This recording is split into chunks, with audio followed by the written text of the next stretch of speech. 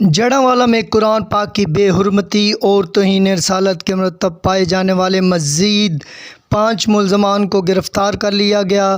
نماز جمعہ کے دوران ایس پی ٹاؤن جڑاوالا نے لوگوں سے گفتگو کرتے ہوئے کہا کہ ملزمان کو قانون کے مطابق سزا دی جائے گی۔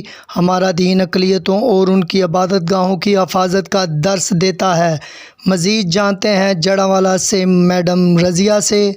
جڑاوالا میں قرآن پاک کی بے حرمتی اور توہین رسالت کے مرتکب پائے جانے والے مزید 5 اور ملزمان کو گرفتار کر لیا گیا۔ جمعہ کی نماز کے دوران ایس پی ٹاؤن جڑاوالا بلال محمود سلیہری نے صابری مسجد میں لوگوں سے گفتگو کرتے ہوئے کہا کہ ان ملزمان کو قانون کے مطابق قرار واقعی سزا دی جائے گی۔ ہمارا دین اقلیتوں اور ان کی عبادت گاہوں کی حفاظت کا درس دیتا ہے۔ جلاؤ گراؤ میں ملوث عناصر کو بھی قانون کے مطابق سزا دی جائے گی۔